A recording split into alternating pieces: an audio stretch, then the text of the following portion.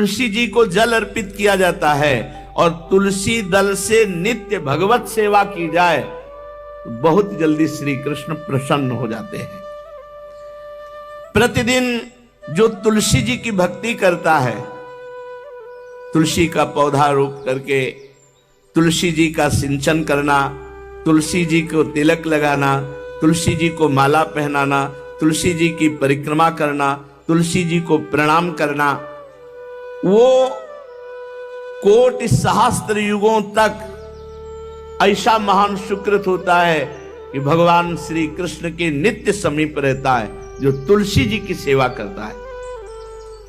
जब तक मनुष्य की लगाई हुई तुलसी की शाखा प्रशाखा बीज पुष्प सुंदर दल से तुलसी जी सुशोभित होती है, तब तक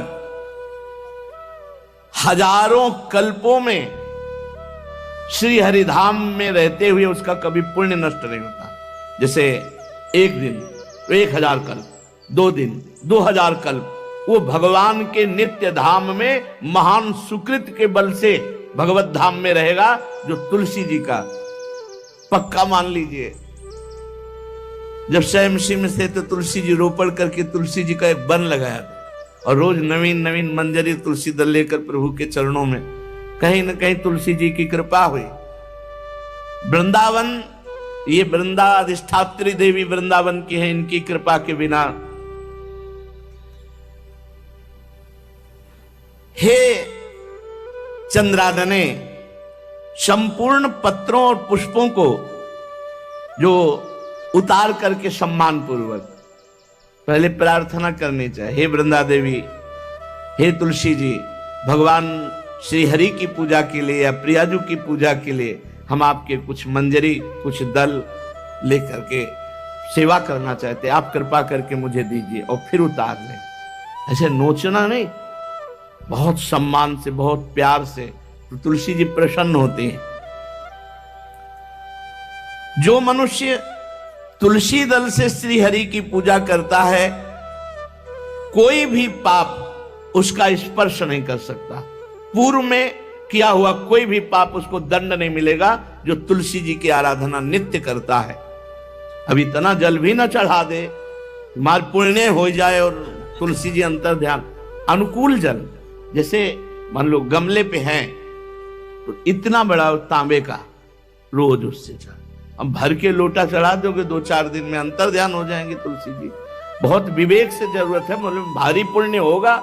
अब इतना बड़ा लोटा रोज जल चढ़ाओगे तो 2-4 दिन में पीली होके अंतर ध्यान हो जाएंगे।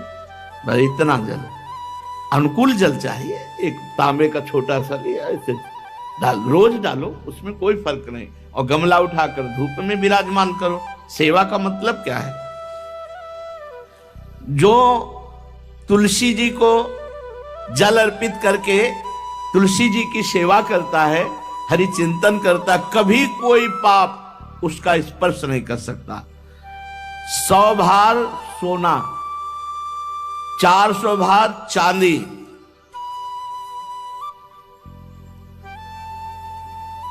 का जो दान करने का फल होता है, वो एक तुलसी दल उतार, जो अपने द्वारा लगाई हुई तुलसी दल, वो हरि के चरणों में अर्पित हो। ये 100 भार सोना और चांदी बराबरी नहीं हो सकती। कितना महत्व है। जो रोज तुलसी दल चयन कर, द्वादशी को ना चयन करे, द्वादशी को मतलब बहुत बड़ा अपराध लगता है तुलसी दल का, इस मतलब तुलसी के वृक्ष का भी स्पर्श न करे। प्रणाम नमस्कार दूर से, एक भी दल नहीं टूटना चाहिए। द्वादशी को ऐसा हमने महापुरुषों से सुना है कि मंजरी और पत्र उतारना ये ठीक नहीं, बिल्कुल नहीं ठीक है। ब्रह्म हत्या का फल लगता है, अगर जो पाप लगता है अगर कोई द्वादशी को तुलसी चयन, बहुत सावधानी से। जिसके घर में तुलसी का बगीचा होता है, कई पौधे होते हैं, उसको कहीं तीर्थ जाने की जरूरत नहीं, उसका घर तीर्थ है जिसके घर में तुलसी के पौधे हैं। और यमराज कभी उस घर में किसी भी मरने वाले को लेने नहीं आएंगे। जिसके घर में तुलसी, लगा लो भैया तुलसी लगा लो घर में, काहे को यमराज को आने दोगे? सबके घर में तुलसी। कितना सुंदर पहले था।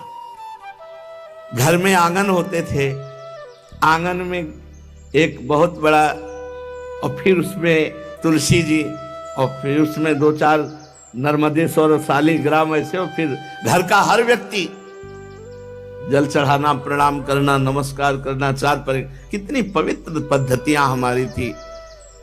जब रसोई बने पहली गाय के लिए, फिर कुछ पक्षियों के लिए, फिर